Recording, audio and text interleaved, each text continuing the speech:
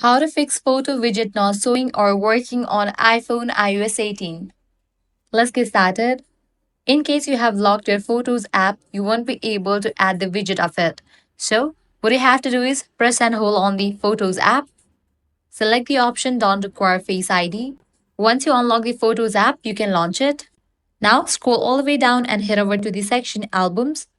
You can go ahead and create a new album. And once you do that, you can close this. Now, press and hold on anywhere on your home screen. Now click on the option Edit given at the top left. Select the option Add Widget. Now here you're gonna find the list of the options. Select Photos. Under Photos, you're gonna find different options to add as a widget. Select any of it. Once you have selected it, click on Add Widget. Now place it anywhere in your home screen. With this, your problem will be fixed. So this is how you can easily fix photo widget not showing or working on iPhone iOS 18.